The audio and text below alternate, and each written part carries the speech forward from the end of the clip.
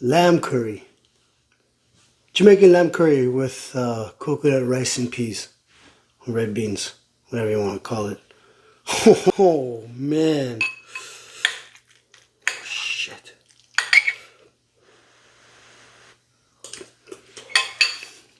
Oh my. Let's get going.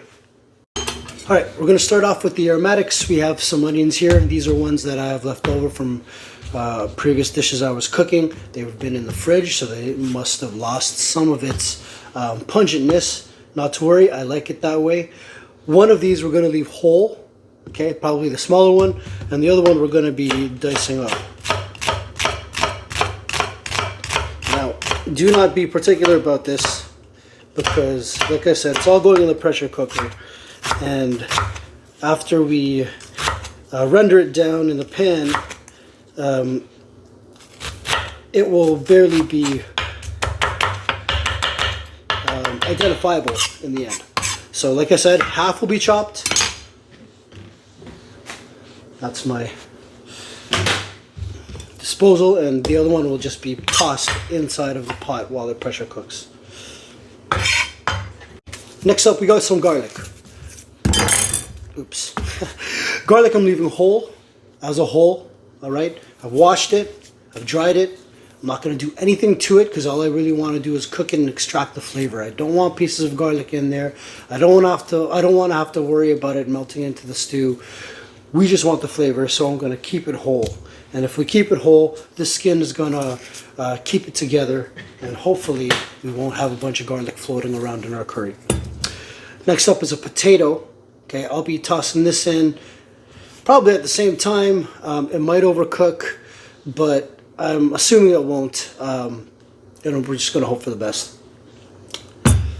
And here's the meat. Lamb shoulder chops.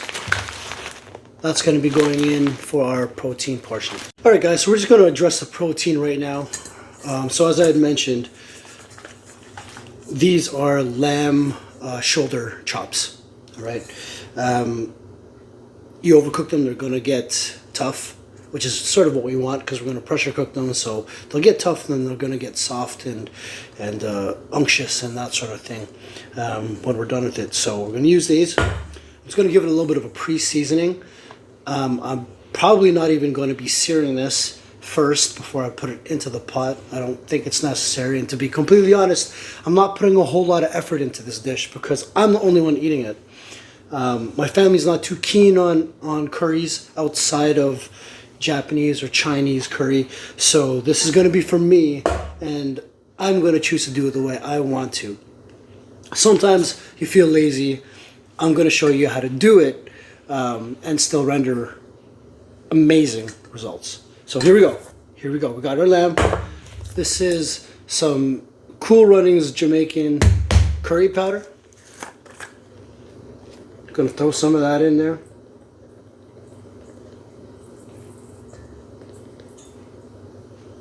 I don't know how much that is, maybe like a tablespoon or two. We have some Cool Runnings all-purpose seasoning. This has got some salt and sugar, so I'm gonna make sure I don't go too crazy on this. Yeah. We also got some Cool Runnings beef seasoning. A lot of these spices are echoed in each other in this dish, so I wouldn't worry about it too much. And a little bit of paprika,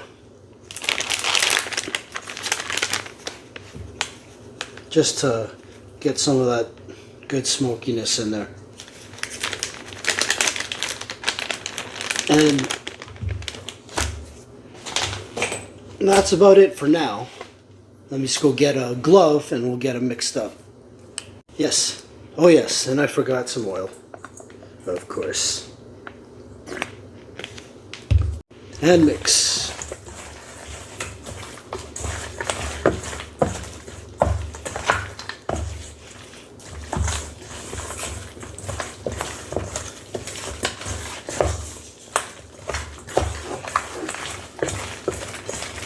I'm not being gentle with this either, guys. I'm just really going for it because the whole point of this is to get a lot of that flavor into the crevices of the meat as much as we can before we stick it in the stewing liquid. That's what we got. That's all we're dealing with, okay? There's no liquid. It's very dry. This is primarily just spices and oil. I'm going to set that aside and let it work a little bit of magic. And I almost forgot. As a salute to Jamaica and all of the Caribbean, we're going to be putting these beautiful colored Scotch bonnet peppers in there to stew. I'm not going to pierce them because I'm a big wussy when it comes to overtly spicy food, but I do want the flavor of them, so I'm going to keep them whole and stew with them whole. Perhaps, hopefully they don't break in the pressure cooker, but if they do, I'm going to have to deal. You don't know, we'll see. Sometimes you got to roll the dice. So yeah, we're going to get those ready to go too. Alright, let's get into the cooking. And as for the potato, all we're really going to do is cut it into larger chunks. Oops.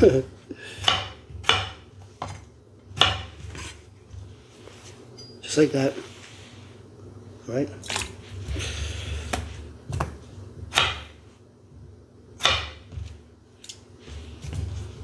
Again, I'm not being particular here, guys.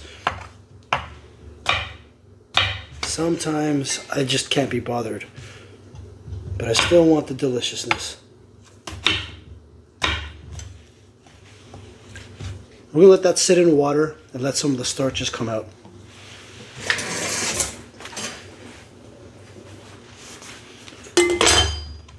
So just a little word about my pressure cooker. This pressure cooker is $150. I, don't like spending full price for things, so I normally wait until they go on sale. And it finally went on sale for $50, so I picked it up. That being said, I'm not going to go do anything to it that's going to muck it up or burn on it or what have you. So the way I normally work my pressure cooking pans is that I'll do all of my searing and all of my pre-cooking in a separate pan, and then I'll literally just dump everything into the pressure cooker to give it that final cook. But when it comes to searing, sauteing, deglazing, it's all done in a shallower pan, and then I literally just pour everything into here and then top it up with some stock, and then we'll go and pressure cook from that point on. So I'm going to put this aside and we're going to start cooking on the shallow side pan. Everybody meet Oscar. My carbon steel pan. I love this thing. This is like a cross between a stainless steel pan and a cast iron pan. It's heavy but not too heavy. It sears very well. It conducts heat very well. It's just an all-around amazing pan. If you can find one, I would suggest you pick it up. You would season it the same way you would a cast iron pan, and you can use it the same way you would a cast iron pan or stainless steel. So great buy. This is what we're going to be using today. So let's get on to the cooking. All right, we're going to get this pan ripping hot. Stick in some of that oil. We're going to throw in the onions. And if y'all been following me, you know we're going to be putting some of that anchovy paste in the mix for umami. And sorry guys, just because I completely forgot that I had them, I'm throwing in some sun-dried tomatoes. These are big. I'm not cutting them, just throwing them right in there. I'm also going to take the garlic, and for shits and giggles, I'm just going to throw that in there too. Why the heck not? Here's the other half of that onion. Probably just going to put it in the pan and get it back on the stove and cook it. Alright, and I also found this in my fridge, which is a piece of organic ginger. It's about an inch. Not that big. Throw that in as well. Might as well. Why not, right? We're cooking, folks. Alright, y'all. So now that everything's browning and the flavors are all coalescing, we're going to start seasoning this bad boy. It's going to start with Cool Runnings Jamaican goat curry powder. I'm guessing they got a different blend of seasonings to make it taste best with goat, and in this case lamb. So we're putting quite a bit in there because I like it. I'm also going to stick more of this other I guess it's an all-purpose curry. Cool runnings as well. Give it some balance and flavor. Next up, I'm going to put in some ground allspice. Not too much. White pepper. Throw some of that in there. Throw a lot because white pepper and lamb like each other.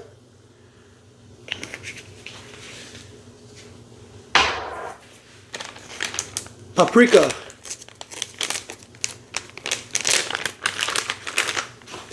Some of that beautiful paprika. And we're going to mix and see how this is doing. It's got to look dry. I know it already feels dry. So what I'm going to do next is take some oil. Some more oil. This happens to be peanut oil. Just going to add a bit. Help lubricate stuff. Yeah, that looks better to me.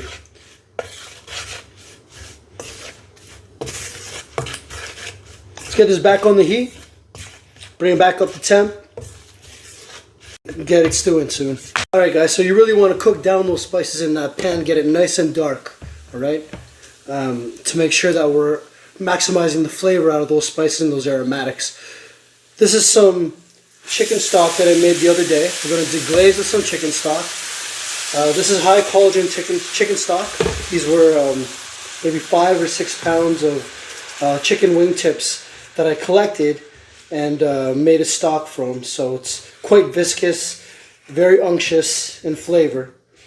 Alright guys, so now we're going to get the pressure cooking started. I'm going to take all the big chunks in the pan and throw it into the pot first so we're not splashing around. There's some sun-dried tomatoes right there, and there's the ginger. Alright, and the rest we can just pour directly into the pot. I'm going to try to do this delicately without spilling all over the place. That's going to be good, perfect. Okay, we're going to scratch out the rest of the pan. Make sure it's nice and clean. Oh, we're going to throw that in the sink. And this is what we're left with. Alright? Now, to this liquid, we're going to add the meat. Alright, so here we got the marinated lamb. We're just going to gently slide those out. Throw that into the pot. This can get washed. Pardon me. Here's the potatoes. Going to drain those potatoes. I'm going to throw those in. All good. And now we're going to top off with more stock. That's really what we're dealing with right now, right?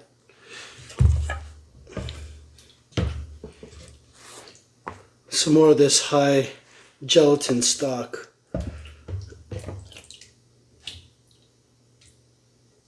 Now, because there's so much gelatin, I'm not too worried about how much I'm putting in there. Assuming that a ladle is approximately half a cup. I put about a cup of stock in there, and I'm going to put another ladle in there as well. So that should give us ample liquid to get some good stewing going. Now, when this comes out of the pressure cooker, we can always adjust it by adding more stock and cooking it a little bit longer. You know, if it's too thick, or too thin, sorry. But I think we're going to be fine with this. So let's get this on the stove and get this pressure up to pressure and cooking. My bad, I forgot a few things. Sorry about that, guys.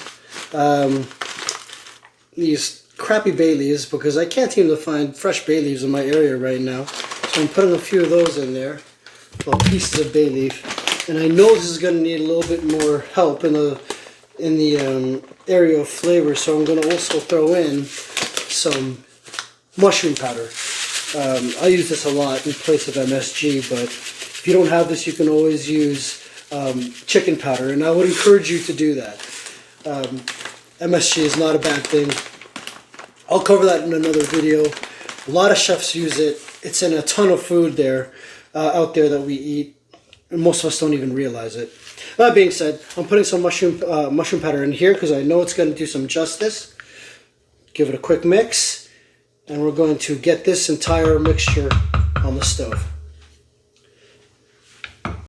Maybe about 45 minutes to an hour. I'm thinking about 45 minutes to cook. And then we'll see where we are, and hopefully it'll be done and make any final adjustments at that point.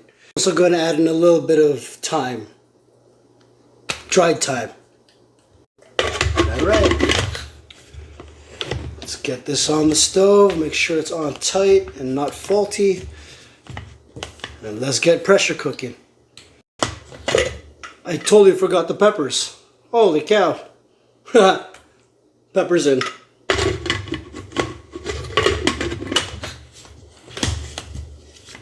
So let me show you how to make the easiest rice cooker rice and peas. Coconut rice and peas. Here we got about 2.5 cups of rice. We're going to wash this well. Alright, the rice has been washed. I'm going to add in some red kidney beans. As much as you like. Doing about a half portion. Alright, so we got green onion. Gonna snap off the bottom. Snap it in half, throw it in there. We got another 3/4 inch of ginger. Gonna smash it, throw it in there. We got a little bit of thyme. Gonna throw a little bit of thyme in there.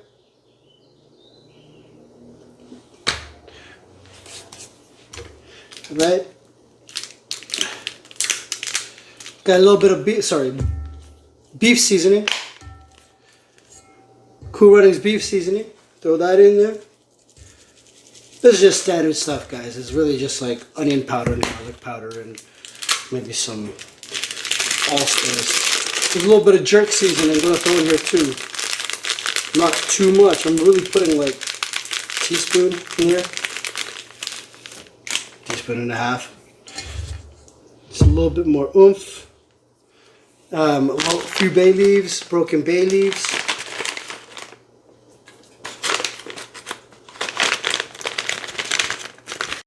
We're also going to add some chicken powder. Now, if y'all think you're going out to eat at fast food restaurants and they're not using chicken powder, you are wrong. Chicken powder is going in.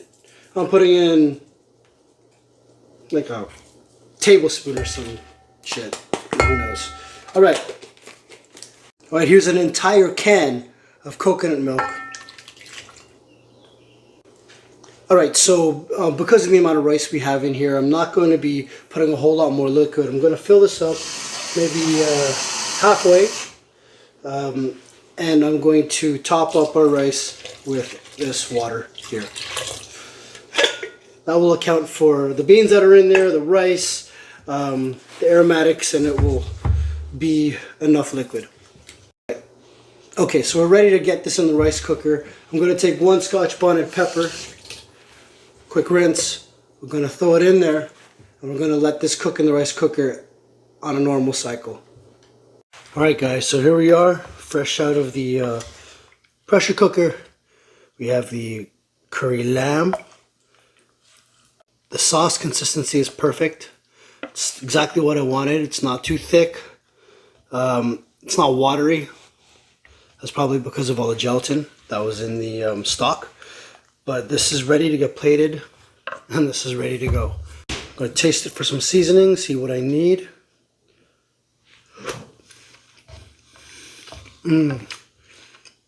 Oh my god, that's bang on. I don't need anything.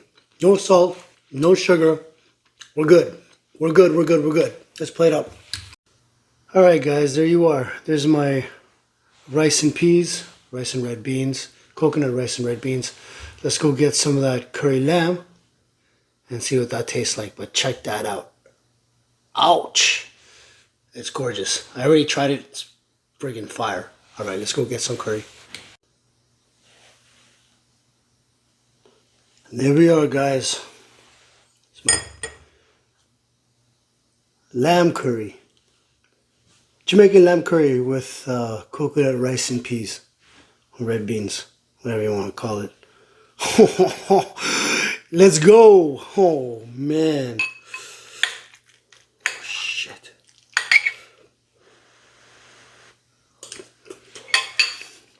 Oh, my. Oh.